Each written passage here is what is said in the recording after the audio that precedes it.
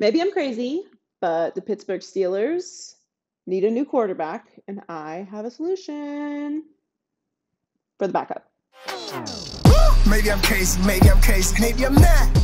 Welcome to Maybe I'm Crazy podcast. I'm Joy Taylor. Thanks for joining us. Hope you're doing well and staying safe. We are, I think, in week 8 of quarantine. I don't know.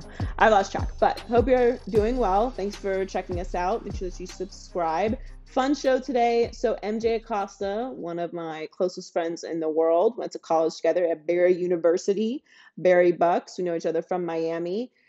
She's a reporter for NFL Network in the Bay Area, covers the Raiders and the 49ers. So she's going to hop on with us and talk about all the recent NFL news.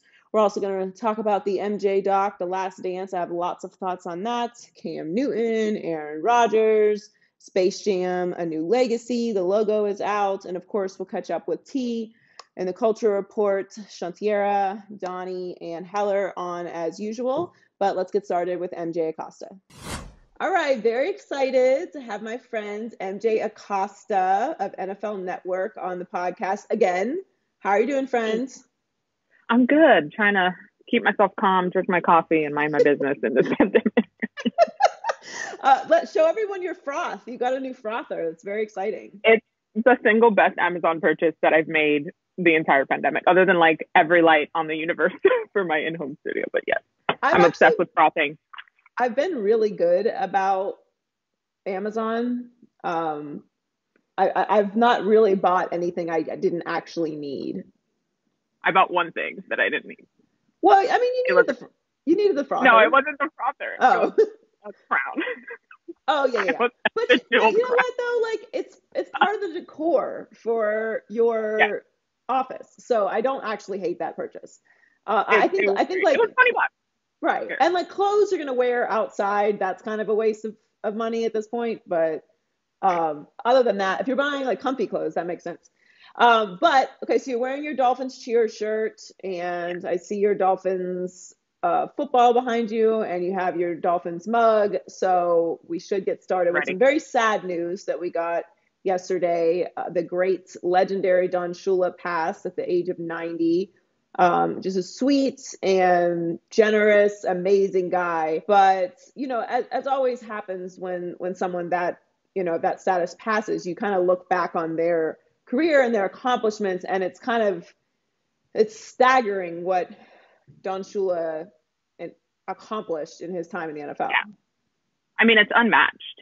Literally, it is unmatched what he accomplished as a coach. But I think what he brought to the game, and of course, I'm biased in South Florida, in Miami specifically, he was everywhere. He was ubiquitous with South Florida and with the sports culture and with the sports scene there was. I remember my rookie season as a Dolphins cheerleader was the 40th anniversary of the perfect season. So we got to wear these like 72 little jerseys out on the field and we honored Shula. He was out on the field with us at halftime and it was beyond you, his presence just being there. So I think that's what hits most people, even if you're not from Miami, right? Like you just know who he is as a coach throughout the league and what he did for the game, the early days of the NFL. It's sad to see him go, but I hold on to everything that he brought to everybody.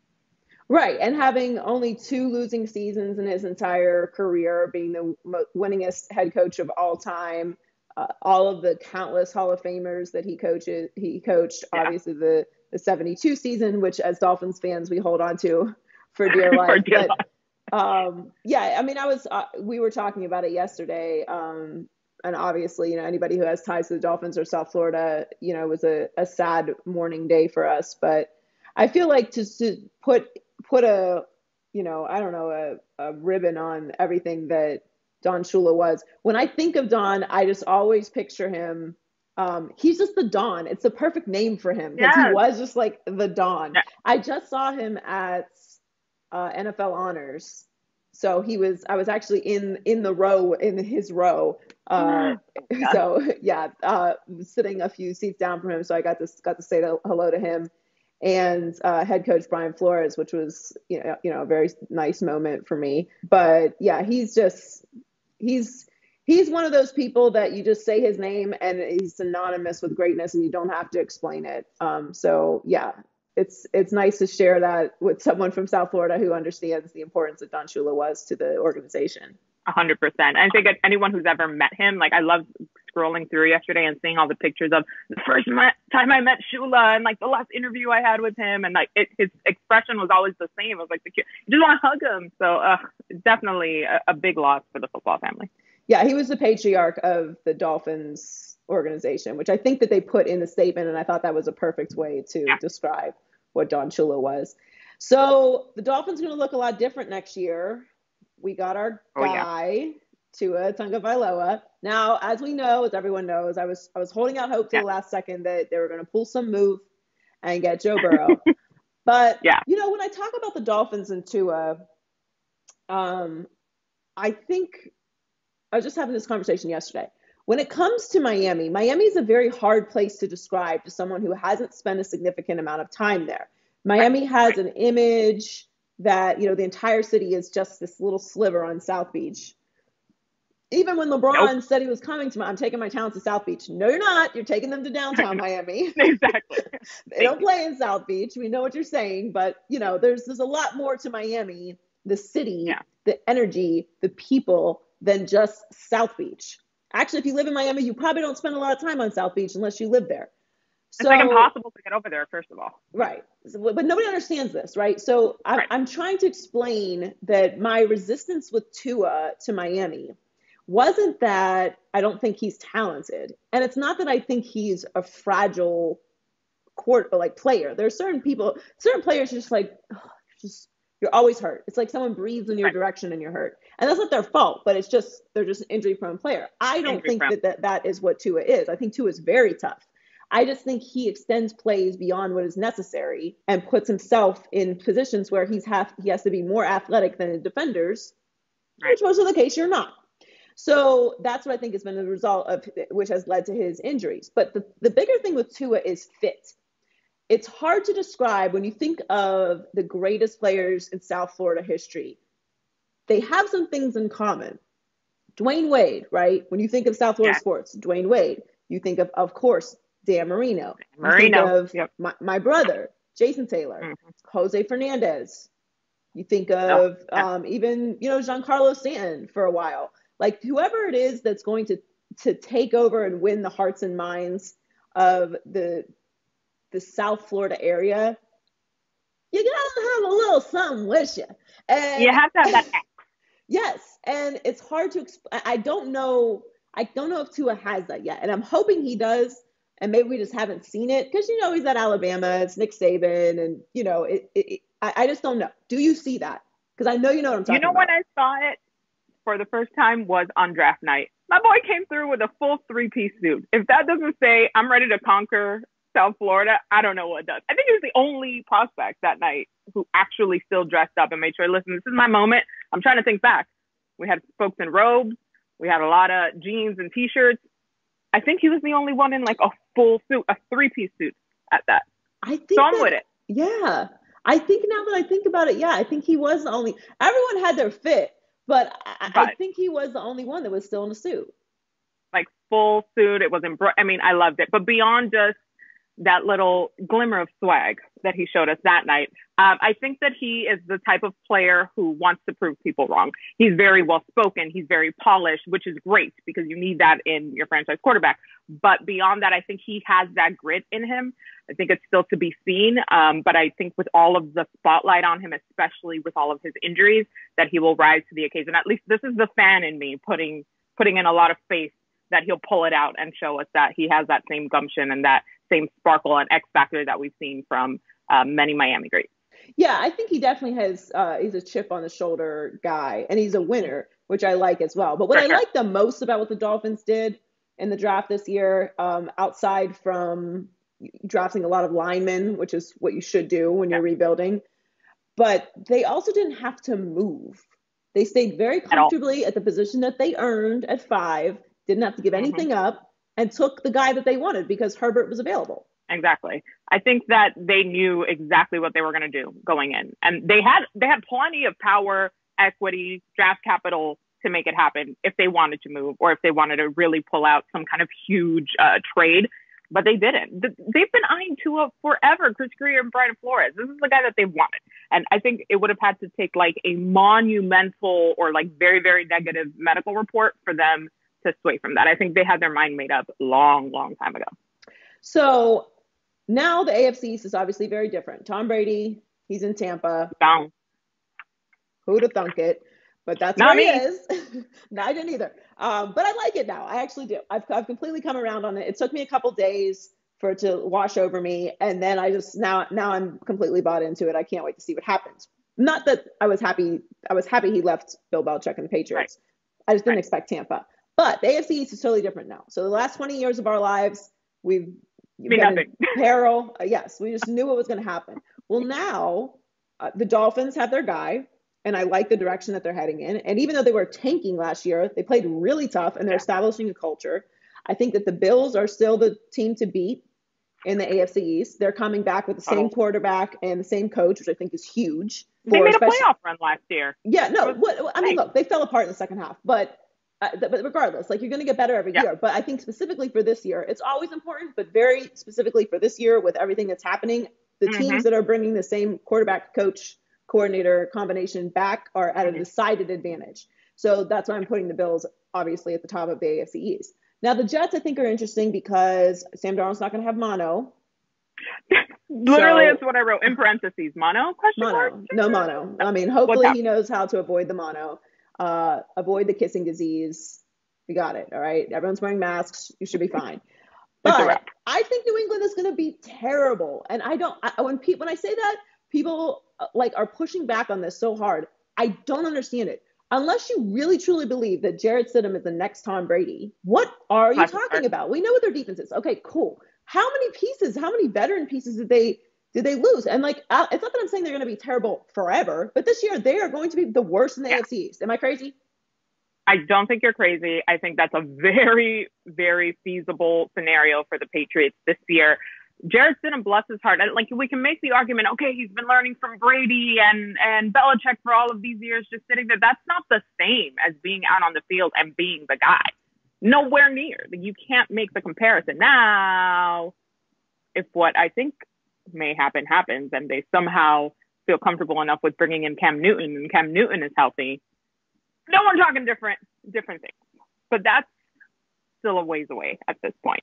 If we're just looking at the Patriots as they are right now, the pieces that they have, and that includes Jarrett Stidham as QB1, is not going to be cute in 2020. It's not going to be cute. It's going to be not cute. It's not cute what they're trying to do. But okay, so let's talk about Cam Newton for a second, because I love Cam Newton. I think the media is extremely hypocritical about Cam Newton. We love having individuals like Cam Newton to cover because they're interesting and they provide content and they're discussable. But all of those things then make it a negative for him when it's time for him to find a job. I don't have a problem with Carolina moving off of Cam Newton at this point. If you didn't see a future with him, this is the perfect time to do that. Bring in Teddy Bridgewater, who I love. I like him, yeah. Yeah, and Cam Newton should be a starter somewhere. However, you can't just flippantly say that, right? Like, lots of people should be things, but situations and scenarios and environments affect that. The market is saturated at this point. Okay. So oversaturated. Right. So yes, he should be a starter, but unless they're, expanding the league at this point, everyone pretty much has their starter. Now, everyone doesn't have their backup. And we're seeing this with Andy Dalton and Jameis Winston, who are starting quarterbacks in this league. Okay. Yep. But there's not a place for them right now. So they're taking these 1-year deals at great organizations where they can develop or just reestablish themselves as clear starters. Jameis Winston, I think, is in a better situation than Andy Dalton, who I don't think will see the field much this year. Right. But, we don't know what's going to happen with Drew Brees. Marcus Mariota, same thing, heading to the Raiders. Marcus Mariota, who I think we know what Marcus Mariota is at this point, but that's fine. Like, it's a great situation for him. Who knows? Mm-hmm. You know what I mean? Like, he probably will see the field at some point this year. My thing with Cam Newton is he said he doesn't want to be a backup, right? Okay, well, then that limits you to someone getting injured, and not just someone getting injured who doesn't have one of these backups that we just mentioned. So if Dak Prescott, I mean, God forbid, like, we're not wishing this on anyone, we're just having this conversation. No. Say Dak Prescott goes down. Well, Andy Dalton's in. Say Drew Brees goes down. Well, Jameis Winston's in. Or Taysom Hill, some combination of that. Yeah. Teddy Bridgewater goes down. They're not bringing him back there. You know what I mean? So they're like 49ers, Oakland, or sorry, Las Vegas. Las Vegas. Yeah. That's going to take a while. These are not situations for him. No. So I actually think, I think he should take a backup role. There's no shame in that. There's no, I actually think it could be a great chapter in your story for the next team, or for where you end up next. Like, I think that will actually help Cam Newton. And not that I think he needs help, because I think it's bullshit he's in this situation to begin with, but he is in this situation. So like, don't worry about like why, fix it. Solution oriented. That's what it is. Right. So you don't want to take a backup role. I do think if he took a backup role, it should be with the Steelers. Oh, I didn't think of that possibility. Their backup situation is trash. Atrocious. Mason Rudolph and Duck Hodges are not where it's at. As you said earlier, that's not cute. That's probably why I didn't think of it, because I'm like, who is even over there, like behind? No, we saw them last year. Like they're not the guy, right? And we don't know what Ben Roethlisberger is going to be. He's walking around here in this mountain man beard, okay, looking like he chops wood for a living. And I mean, we're all talking about appearances all the time. Cam Newton. I mean, what is this? What is this, Ben? Like, you're scaring me. What's happening? It's the perfect situation. Also, because Cam Newton is obviously a superstar. So this whole idea, this Tebow effect of you don't want to bring in a superstar backup. Well, no matter what Ben Roethlisberger does this year, outside of actually getting injured, no matter how bad he plays, they're not going to put Cam Newton in unless he's injured. It's just not the environment in Pittsburgh. It's not what Pittsburgh does. It's not how they roll. It's Ben Roethlisberger's team until his body forces otherwise. So it's actually a great situation. I mean, look how well it turned out for Ryan Tannehill going to Tennessee. Look at him now. And look at the season that they had last year. I think it's super beneficial, especially, and they have similar injury histories here in that sense, where I think he needed that time to like chill. All right, cool. I have a job, which of course is the primary goal here, is to get a job in the NFL. I like the Steelers scenario. I think that would be great. And I don't think that Cam he's a smart guy. He knows if that's what he needs to do, that he's going to do it. NFL has more QBs than they know what to do with at this point, which I don't know if it's how long ago it's been since that's happened. I can't think of a time, truly. But I'm thinking if he's like a Pittsburgh type of guy, like, does he fit? We were talking about fit with Tua. Like, does he fit in that? I mean, long term, yeah, kind of. Pittsburgh's one of those places where it's very sneaky, flashy. Like, think of the triple Bs: Ben Roethlisberger, Le'Veon Bell, Antonio Brown. Yep. Was nothing subtle about the Steelers during that time. Troy Polamalu, Jerome Bettis, Terry Bradshaw, Steel Curtain. Like, they're a flashy organization. Don't let the Pittsburgh blue collar, steelworker city, Iron City swag fool you. It is a town that has a lot of pride, and the Steelers specifically are a very flashy organization. So it's not that I actually don't think long term that wouldn't be a fit for him. I do think it would. Mm-hmm. And once Pittsburgh embraces you, like once the city actually embraces you, then nobody can mess with you. You have to kind of get in, and stay in, which is fair. We're kind of a petty city. If we turn on you, it's not gonna be very good for you. But in the meantime, you're good. You're good. If you're ours, you're good. So I actually do think it would be a fit there. I don't think he would be coming there to replace Ben Roethlisberger, though. I think it would be a 1-year situation. Mm-hmm. You have a solid backup. You can see what Ben Roethlisberger is going to be moving forward this year to know if you need to draft a quarterback in the future, which is what I think they should do. But more importantly, you're in an organization, a respected organization in the Steelers, a cornerstone NFL franchise, and you're backing up a future Hall of Famer for a year. So what? It's 1 year. Okay, so speaking of the market being saturated, the Packers decided to pull a fast one on this and reboot the Brett Favre situation, which I feel like is very disingenuous to compare book for book the Packers situation with Brett Favre and Aaron Rodgers and the situation with Jordan Love and Aaron Rodgers. They're two different scenarios. Aaron Rodgers is coming off a 13-3 season NFC Championship game. Okay. And they ran into a buzzsaw in the 49ers, which you know very well, right? I was there. Yeah. Yeah. If you don't know, MJ covers the Las Vegas Raiders and the San Francisco 49ers. So you know very well what that team was. It was a hopeless situation, but they had a great season and went to the NFC Championship game. Brett Favre, they were in the wild card game against the Vikings and lost the year that they took Aaron Rodgers. Right. So yeah, it's not the same situation at all. On top of that, many people felt like Jordan Love was extremely overdrafted, and you traded up to get him. Okay, so I think that's the part that surprised me the most, is that they traded up to get him. Right. So like, what is that saying? My thing is now, the conversations now are, okay, LeFleur's sending a message to Aaron Rodgers. I'm just wondering, who is Matt LeFleur? You just got here. Who are you? Got here. It's insane. Is it a message, or is it just like, no, this is what I want to do. This is the direction. I don't think that you and I are going to be a fit long term. Like, is this that ominous text message you get from somebody right before they dump you? That's what I feel like this is.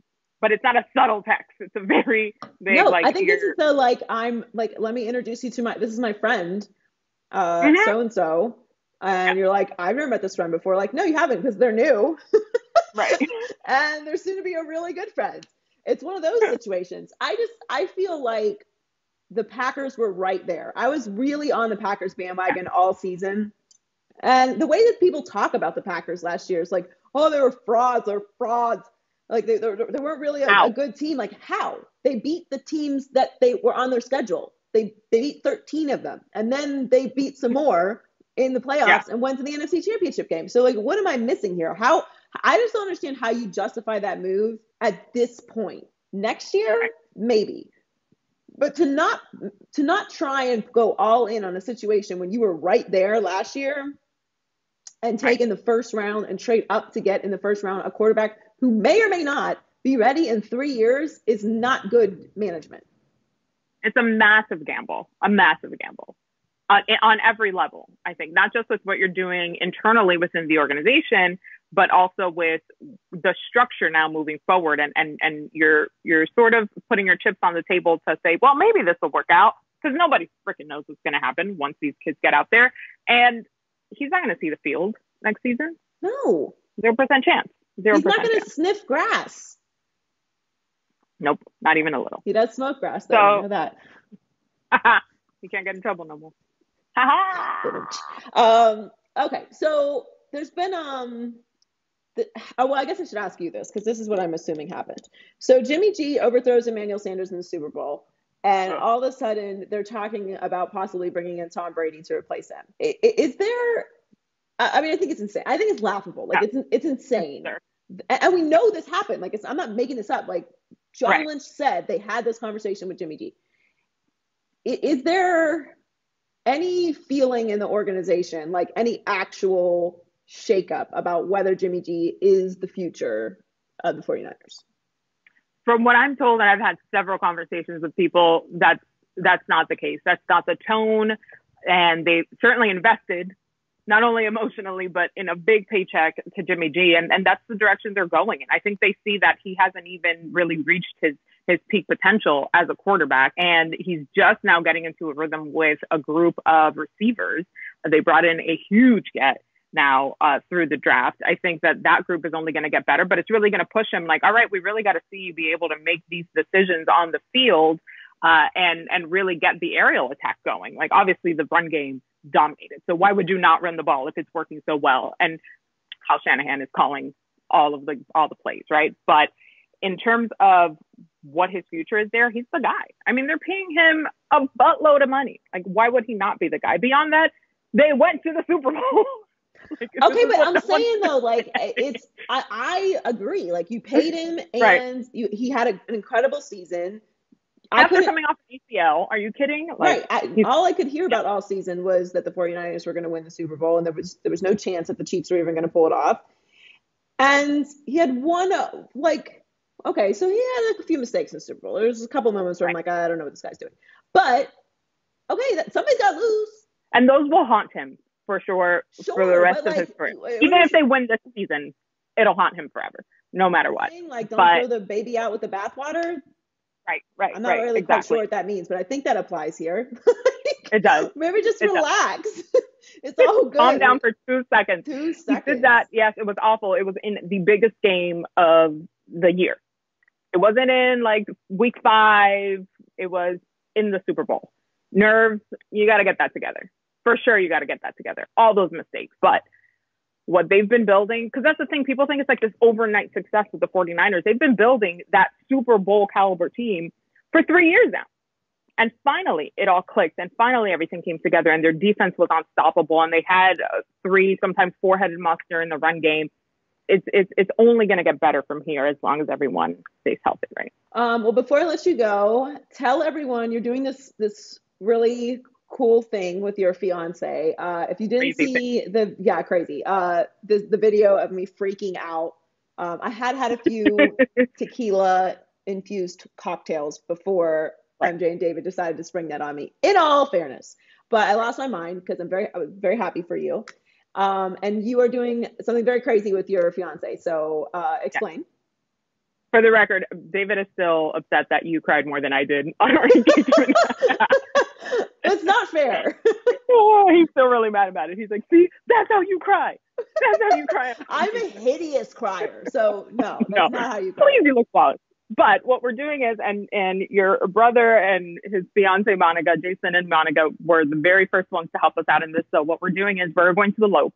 As soon as all of this is lifted and we're able to, we're going to drive up to Napa and just lock it in, seal it. We don't know what's coming, so we didn't really want to wait any longer to be married more than we needed to. But we figured, everybody's so distant right now because we have to be like, let's do something fun that brings in together our football fam. So what we're doing is different couples throughout our sports life are helping us pick aspects of our elopement, and whatever they pick, we have to do on our elopement day. So Jason and Monica helped us pick our venue. So we are getting married at the courthouse. We can't change it. That's it. It's the courthouse. The other options that we gave them were a vineyard or a wine cellar, which the guys were very excited about. Yeah. But courthouse won. So we had Cam Jordan from the New Orleans Saints.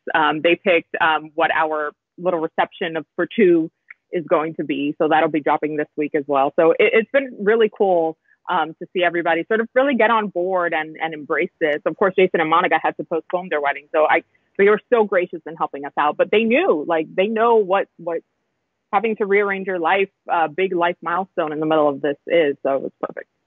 Yeah. And where can everyone find the episodes of this? You can just go to my IGTV, and the series is called Calling an Audible. That's what we're doing with this whole elopement.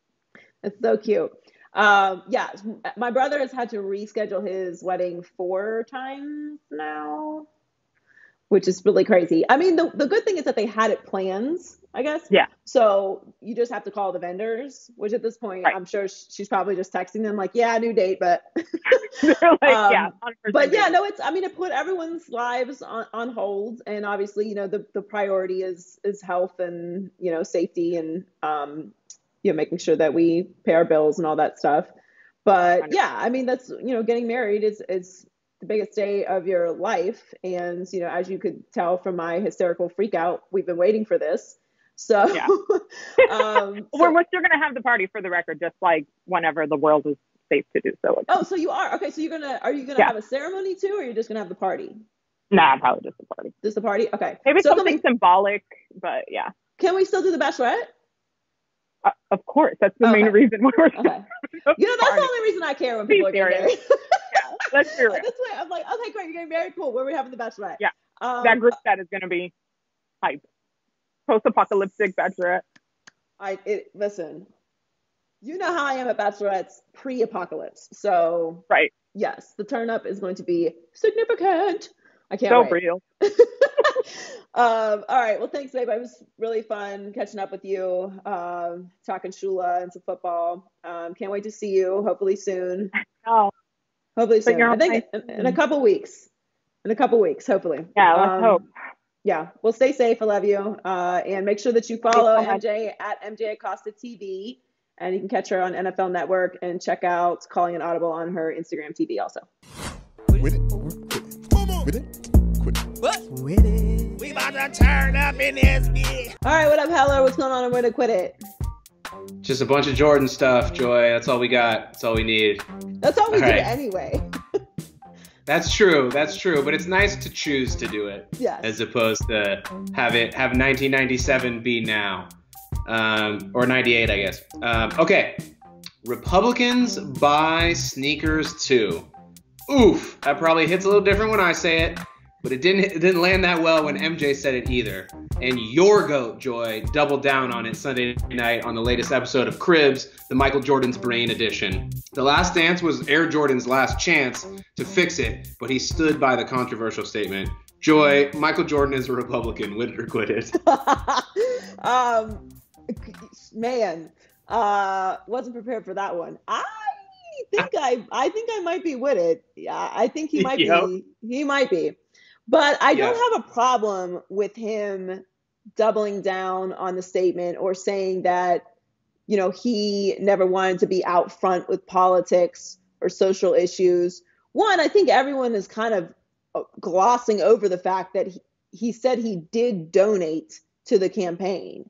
So he did privately support.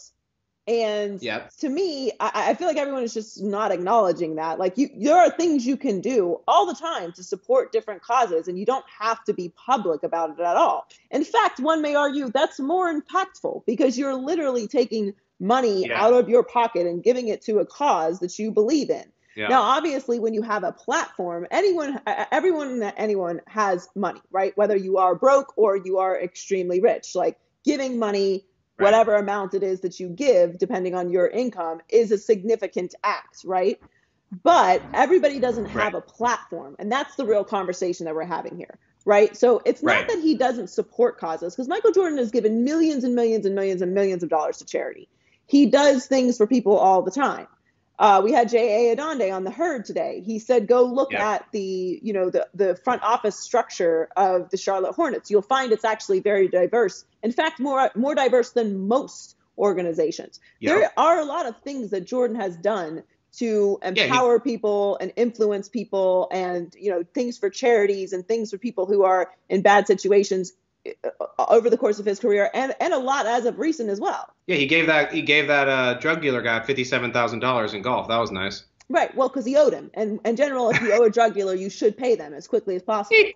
All alleged, of course. But my point is, the bigger point is, I fully understand, and I've always understood the frustration with Michael Jordan not being someone who wants to be out there with social issues. I am someone who believes that I have a responsibility to use my platform to speak for the disenfranchised, people who do not have a voice. However, I won't be told who, what, when, where, how, why I will use my platform. And that's an important distinction that you should always make as a human being, period. You can't be a follower as a leader. So there are a lot of things I care about that I don't talk about publicly. There's a lot of things I feel and think that I don't talk about publicly. Sometimes they would be extremely controversial. Sometimes everyone would agree with me. But guess what? Everyone's not always going to agree with you, and that has to also be okay. Here's my thing with Michael. Do I wish that he was, a Muhammad Ali type? Do I think that it would be amazing if he had used more of his power and influence to affect the community in a public, vocal way? Sure. But I can't wish that and then also accept who Michael is today. Michael has told us that ain't how I get down. It's not what I want. It's not what I wanted then. It's not what I do now. It's not who I am. And more importantly, above all else, you should want people to be authentic, right? There ain't no such thing as halfway crooks. So you can't ask Michael to go out and speak on things that he doesn't believe in, because here's what happens when you do that. You get caught up in stuff because you haven't researched it. You don't truly care about it. You're going to end up contradicting yourself or feeding into what the opposition really wants, which is to get you caught up. So I can't really wish for that. I can't really expect that of him. Michael Jordan has always been his authentic self. He continues to be his authentic self. He shouldn't apologize for any of it. Nothing he did was illegal. And that's how he lives his life. Can it be disappointing?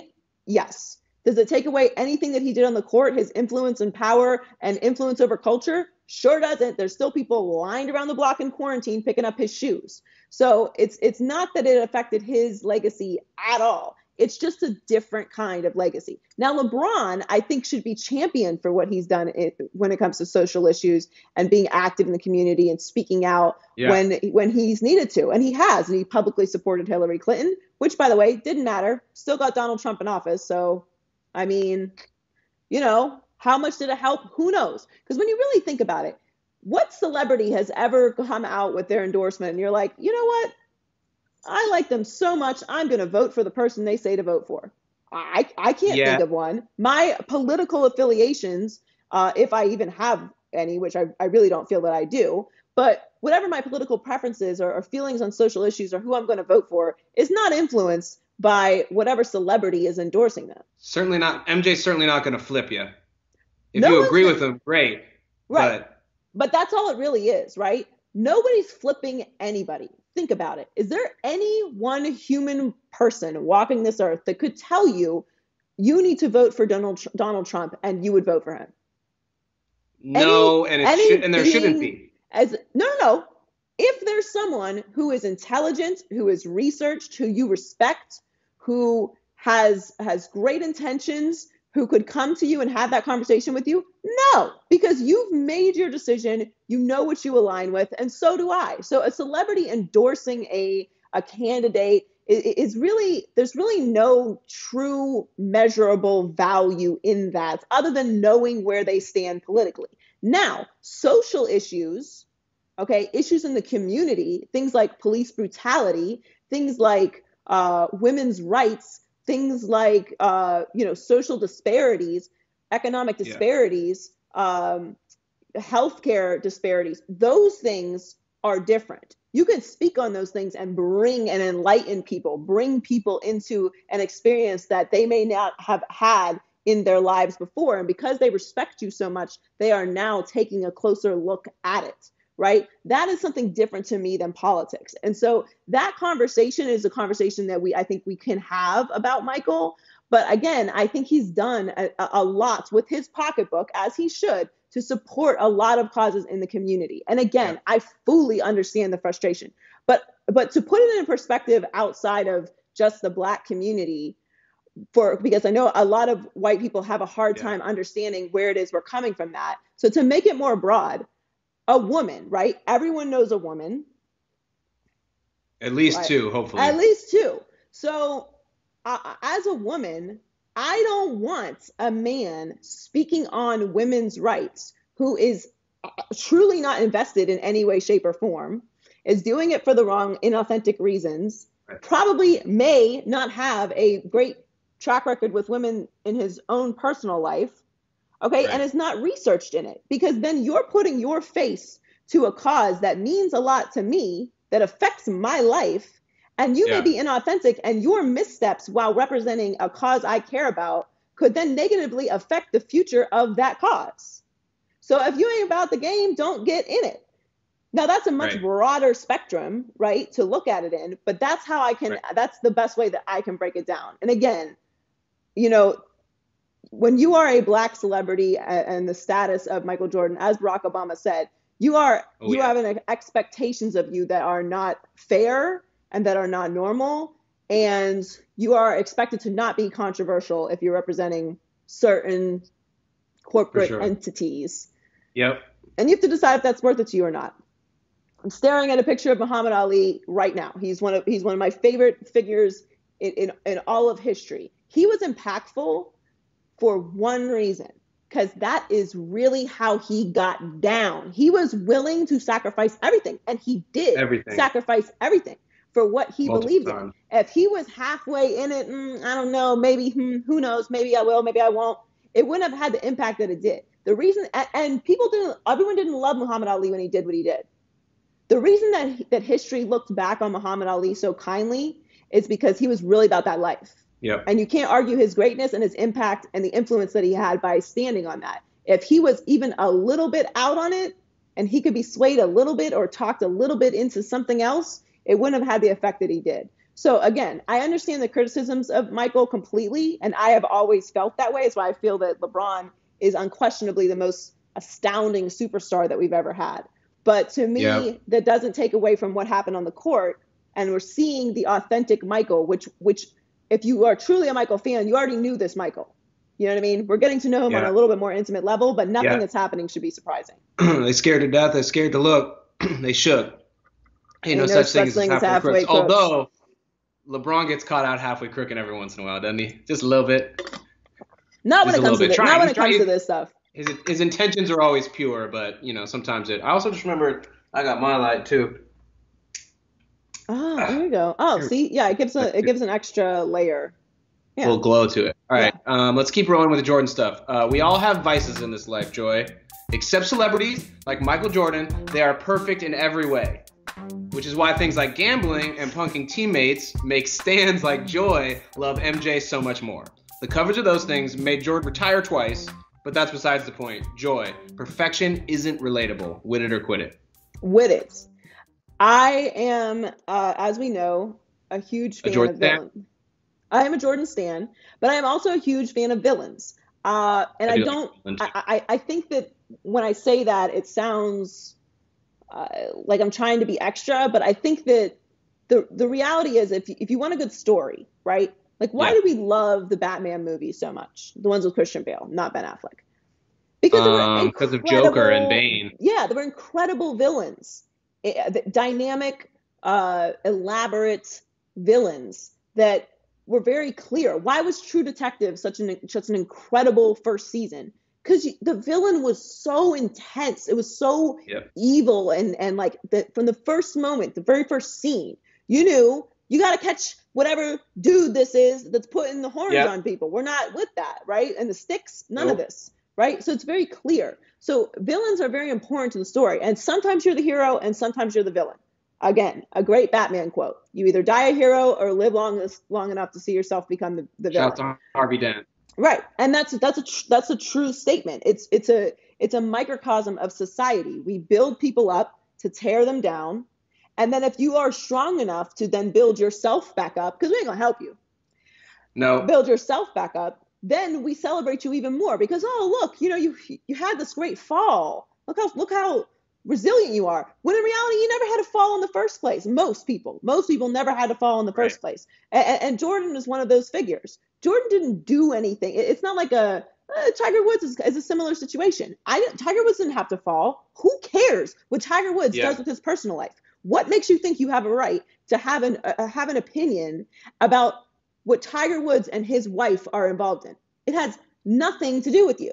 Not one single thing to do with you. It doesn't have anything to do with you and your wife. It doesn't have anything to do with Nike or Gatorade. It had something to do with a couple Perkins waitresses, but okay, so then maybe Perkins can have beef, okay?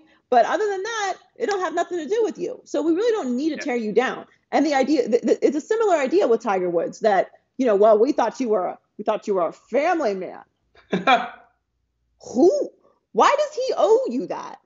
Why does he owe you this family man persona? Why does Jordan owe anyone this persona that he's not a gambler and he's not a drinker and he doesn't smoke cigars and he doesn't do whatever it is that he does in his private time? What he owes you is the game, the interview, the interaction with fans. That's it. That's the whole job. Anything he does in his private time is none of your beeswax.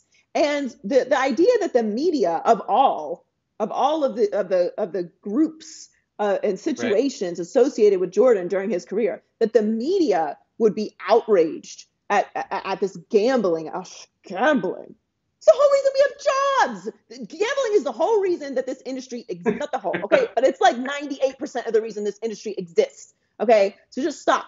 All right, just back off with this whole bullshit about the gambling problem. A gambling problem. Yeah. I don't know anyone in this business who doesn't have a gambling problem or like is teetering. Right. Okay, it could be debatable. I'm actually one of the very few that has really no urging desire to gamble on sports because I just would rather spend that money on food. Okay, so. The overall idea that Michael had a gambling problem or that it was questioned that he had a gambling problem. And look, him going to the casino, he would get crucified for that in today's society as well. So that's understandable. But for them to take it to he has a gambling problem, it was nonsense. And that really, again, showed what Michael endured. And this idea that Michael just had it easy and that we've just anointed him the GOAT for any old reason, and it's just a lazy analysis that he's the greatest to ever do it, it is not true. And that was the media coverage when there wasn't Twitter, Facebook, Instagram, and we are much kinder to stars now than we were then. And that may sound crazy because of social media, but again, social media is fans. It's not just media. The media, the core media remains the same. There's more of us. There's more of us. There's bloggers, there's, internet outlets, there's more media.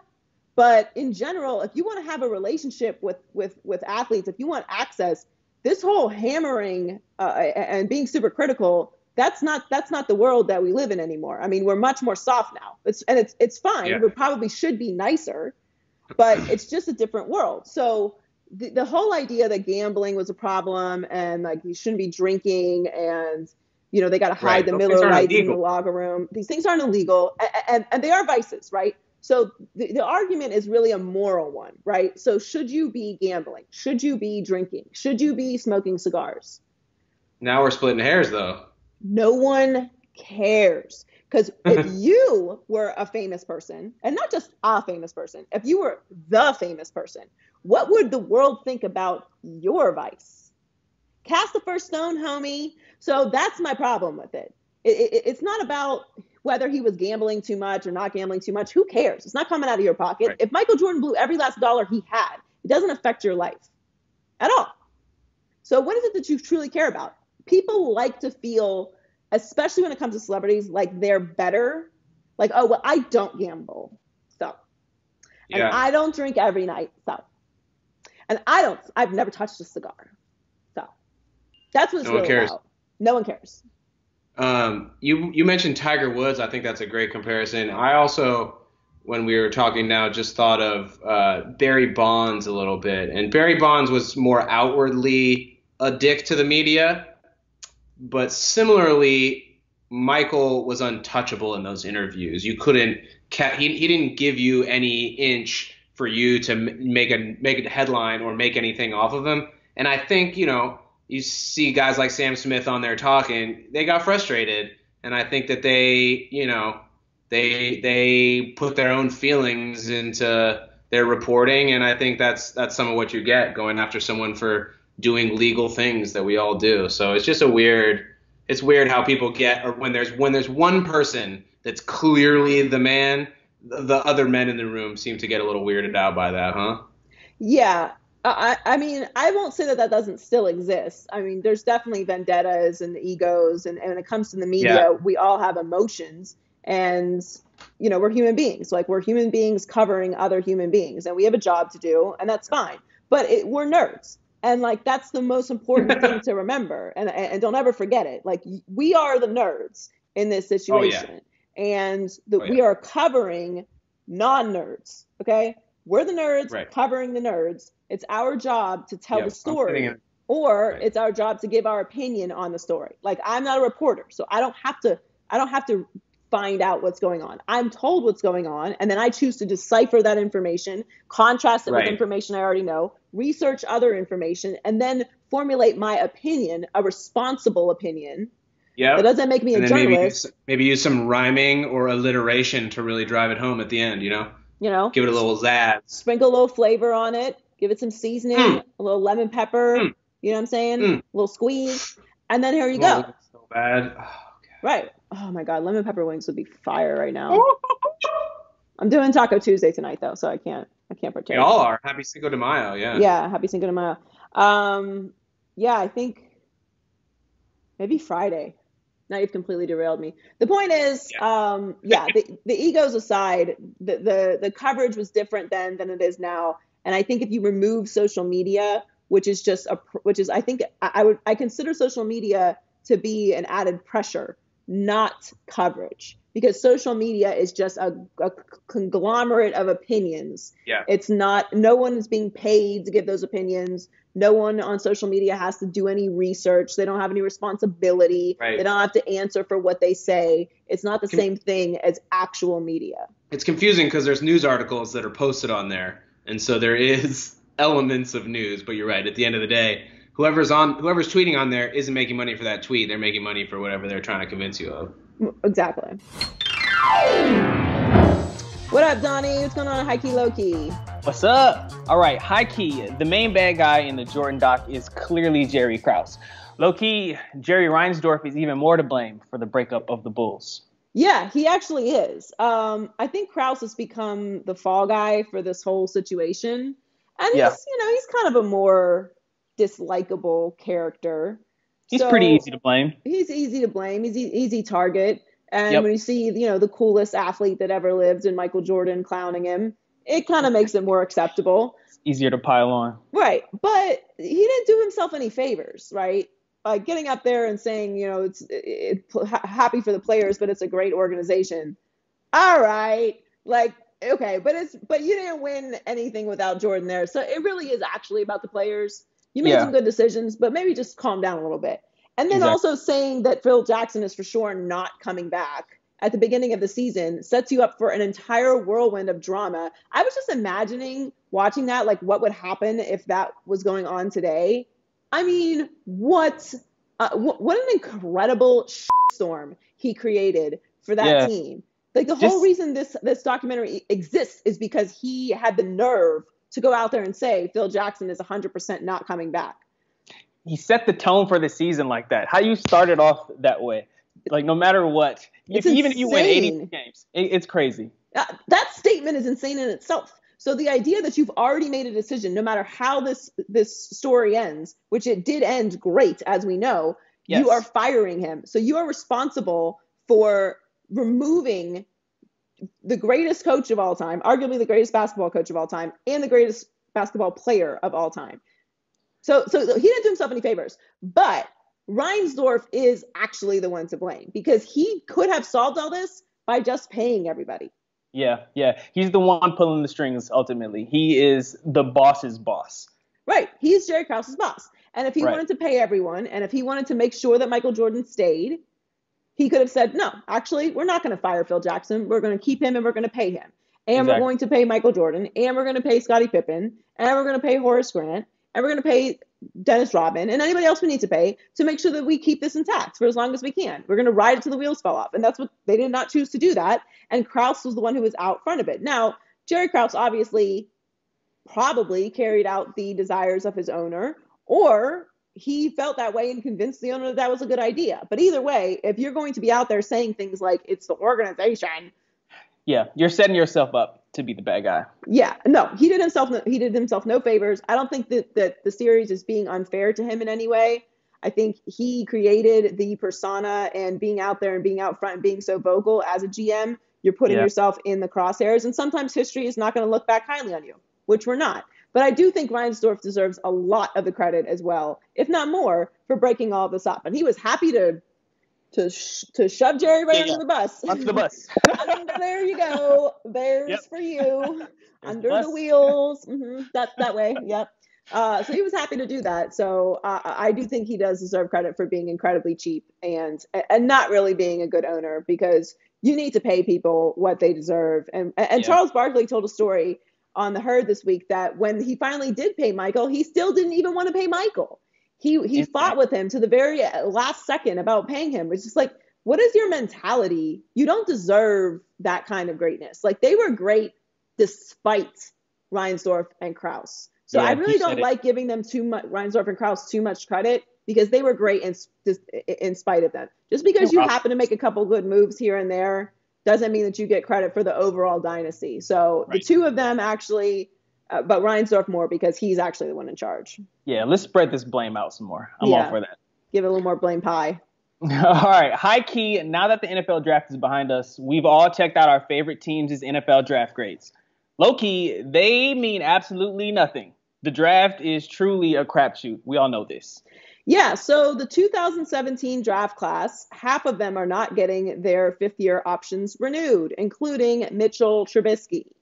That's half of the top 10 picks. No, there's no science to this. So all this whining and screaming and complaining about, we're not going to be able to draft on digitally, it's going to be very difficult. Well, when you had the entire draft completely intact and we didn't even know the pandemic was possible, you still whiffed on half of the top 10 picks just a few years ago. So yeah, it's Crazy. Mahomes and Watson were not in that top 10. That shows how much of a crapshoot this draft is. The draft in general is. Nobody knows anything. You don't know anything. You don't know anything. Nobody knows anything. So just go with what you're going with. And right now, we're all very happy with our picks, and we love it, and we're all going to go to the Super Bowl. But at the end of the day, you just calm down on the draft a little bit. All right, it's a crapshoot. If you get lucky, you get lucky. If not, oh well. Try again. Yes. All right, high key. Space Jam 2 is now officially Space Jam: A New Legacy. Low key, what cameos are you looking forward to in this new movie? See, you know they're going to have cameos. This is the thing. We know there's going to be cameos, but there was a lot of players who didn't want to be in it. Yes. And this is why I'm super skeptical of Space Jam 2.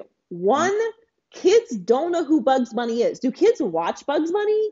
Looney Tunes doesn't really come on TV like that, like it used to. No, and they don't watch TV. They watch their iPads. Yeah. Every kid I know has an iPad and they watch YouTube. Mm-hmm. Unboxing videos. Insane unboxing videos. It's insanity to me. It's nonsense. You're watching another child open up a toy. You're watching someone else enjoy something. You're getting enjoyment out of it. It's like living vicariously through people. It's terrifying. It's like baby reality shows. And like, how is that shaping the future? Okay, whatever. I don't have kids, so I probably would let them sit there and watch unboxing videos all day long too.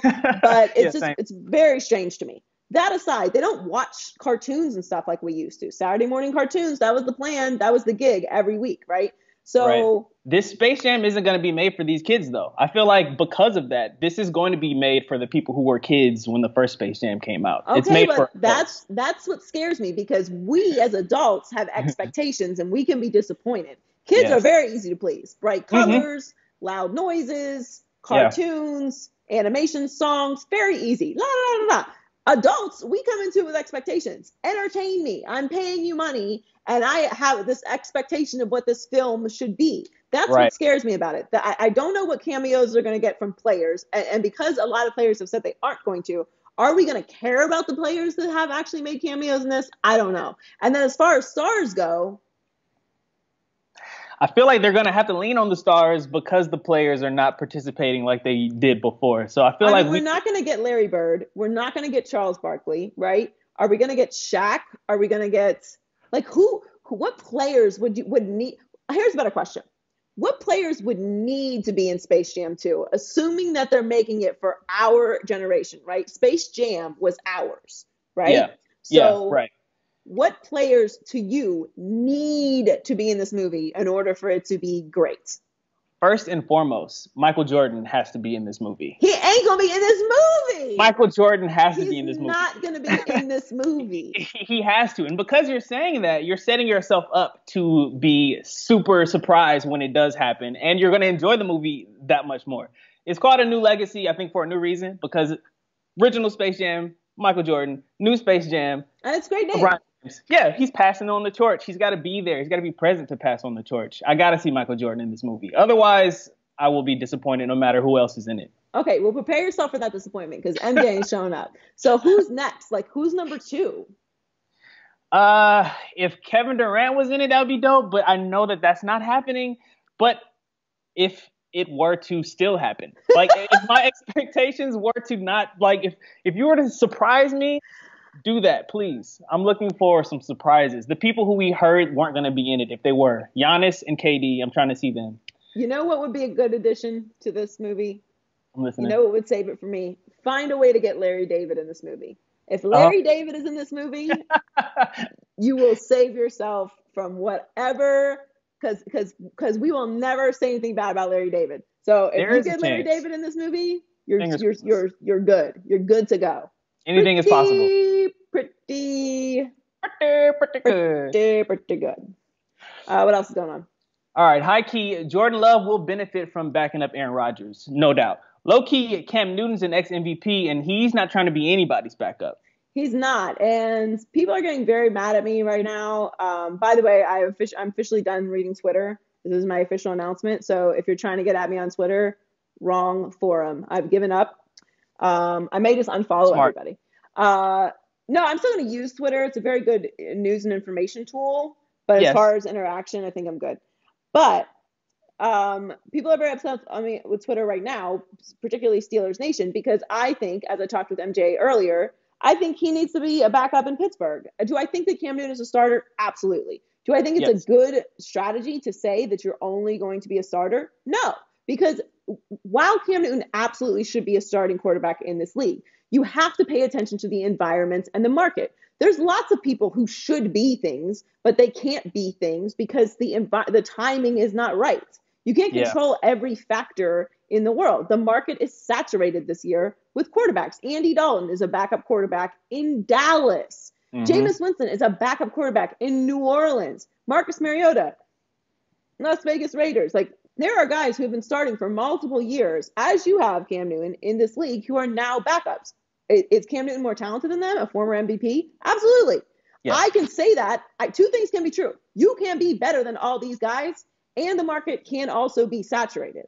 Two things can be true. And that is the environment that we're in. So Cam Newton can sit back and say, I'm going to wait until someone gets injured. But here's the problem. What if the person who gets injured is Drew Brees? Jameis Winston's there. Yeah, what if the person who gets injured is Derek Carr? Marcus Mariota's there. Not every team needs a backup to their backup either. So they don't need that situation. So that's why I think Pittsburgh is the perfect scenario for him. Nobody's going to be yelling for him to be the starter over Ben Roethlisberger unless Ben Roethlisberger actually gets hurt. The Steelers are a cornerstone organization. It would be great for Cam's reputation. Not that I think he needs it, because I don't. I think it's all media-driven bullshit. But regardless, that's the environment that we're in right now. So I'm a solution-oriented person. That's the solution I have for the situation. Is the situation bullshit? Yes. Is it wrong? Yes. Is the market saturated? Yes. Yes, yes, yes. So now we got to move forward. I think that's the best case scenario for him. Hi, T. Time for the culture report. What's going on? Hi. Not much. How are you? I'm good. You know, quarantine, eating snacks, you know, watching TV. So what's going on in the culture report this week? Okay, so Justin and Hailey Bieber have a new 12-episode digital series on Facebook called The Biebers on Watch. The first episode premiere on May 4th, and they open about their relationship, the most rewarding thing about being married, the hardest part being married, and talking about forgiveness. And Joy, I didn't realize that they're young. Like, Justin Bieber's only 26, Hailey is only 23. So I don't know much about their relationship, but I definitely enjoyed the first episode. What do you think about the Biebers having their own show? I love it. This snuck up on me. I think that she is just one of the most stunning human beings alive. Oh, yeah. Like, she's so beautiful. And Bieber has just taken this really crazy path to like where he is now, which whatever, you know, there was a point where Justin Bieber was like public enemy number one. Like, nobody could stand Justin Bieber. Yeah. And he went from the darling to just the worst guy. And I don't ever think he was the worst guy. He was just being a young, insane, rich kid that had the world at his fingertips. Like, we've seen it a million times. But I do think it's kind of an interesting turn his life has taken now that he's married and he's very committed and they're very open about their relationship and like what they're going through. And like you said, they're very young. So it's not it's not a you know, we're getting a glimpse into someone's marriage who's been married for a long time, and you know, they're just having this really crazy public experience. So I think it's cool. Facebook does a great job. They did the Follow the Family. Obviously, they do Red Table Talk. So I'm sure the production on it is gonna be great. What did they say was the hardest part about being married? I believe so. They were both talking about the importance of just forgiving each other and not dwelling on like the past, and how they understand that there has been some hurt, because there has been hurt, and there has been other people that have come into like each other's lives when they were on their little break. So to come back, to know all that happened and to come back together, it's like you have to be like complete, you have to be full. You have to be full, you have to be whole. And they also mentioned too, it's important to just forgive and know that that's something that happened during that time, but that they grew from it. So it was nice. That's actually quite wise. Forgiveness is a lot harder done than said. It sounds nice until you actually have to do it. Okay, so what else is going on? All right, so Megan Thee Stallion dropped Savage remix featuring Beyonce. And can I just say, I love when Beyonce rap sings. Me It's too. really like her rap singing is so fun. It is. It's so good. It's so good. So the track is aimed to raise funds for obviously those in need of assistance due to COVID. So proceeds earned from the sale of the song will go directly to Bread of Life Houston. Well, with that being said, the mayor of Houston, Sylvester Turner, he's going to present both ladies with their own respective days due to their contribution to uplift Houston during this time. So, Joy, I'm here for this. The song is fire, and I'm just here for this. It's amazing. I love it. First of all, yeah. Meg has been content queen #1. She is thriving during this quarantine, honey. So, which I love because I'm a huge fan to begin with. So she's been on it. I mean, Savage, obviously, the TikTok dance has been everywhere. And now we have the remix. So we've got the remix dance. So that ain't going nowhere. And no, I'm still not going to do it. But I love it. I love when Beyonce sing raps. It's so fun. And I'm a big Meg Thee Stallion fan. She's great and she's crushing it right now. And it's cool to see them working together, obviously, both Texas girls, and the song is phenomenal as well. So I'm here for all of it. And it's nice that that during this time there's like an awareness that, you know, we can do this and help out Houston and help, you know, a community that's struggling. Obviously, a lot of communities struggling right now. So I think it's great, and the song is fire. Yeah, it is. But like, I'm with you with the remix. I can't learn this TikTok. I watched it. And I got confused. I'm like, I can't. Yeah. If you don't jump to put jeans on, you don't feel my pain. Like that's all. I feel like that's all I can do is to pretend like I'm trying to. I do feel your pain. I feel your pain. I can relate to that part and that part only. I just can't get into TikTok. I've tried. I made an account, so I have an account. But I'm not a choreographed dancer. I'm more of a tequila dancer. So I can't follow. And then the thing, and I don't do it. I'm not cool enough for it. I'm just not. I'm not cool enough, or I'm too cool. But I've tried. So it's not that, actually I have not. I've not tried any dances at all. That's not true. I've tried to figure out TikTok. Do you remember Dub Smash? No. So I remember that, but I don't know. You remember Vine? Yes. Right. So TikTok is like a more advanced mushing together of Vine and Dub Smash. Dub Smash was like clips from movies and clips from songs, and you basically just did like a TikTok thing, like you just like mouthed along with them, but it didn't have all the elaborate edits and things that you could do with it. Either way, I got enough social media and stuff going on. I got in this quarantine time, I've managed, thankfully, to stay very busy. I can't take on TikTok too, but I love the dances. It's great. They're fun. I watch all of them. Keep it coming. What else? Right. So Nicolas Cage will play Joe Exotic in a new Tiger King scripted CBS 8-episode miniseries. And it's based on the monthly article Joe Exotic, A Dark Journey into the World of a Man Gone Wild. Now, Joy, the docuseries literally just dropped on Netflix back in March. Is it too soon for a miniseries? I mean, who knows, right? Well, I do think the casting is perfection. For sure. The only other, maybe David Spade, but I think it would be too far comedy for David Spade to do it. So yeah. I love Nicolas Cage as the Tiger King. I gotta be honest, I never got around to finishing Tiger King. So I don't know. Maybe I'll be more interested in the scripted series. I will eventually finish it. I just feel like I got the idea. Like I feel like I know what's going on. And then I since moved on to Ozarks and finished that. Then I have to finish Narcos, and I've got Insecure. I've got a lot going on. So yeah. Yeah. Plus movies, I'm good. But I do wonder, can it be better than The Real Thing? Because The Real Thing is unbelievable, and that's what made it great.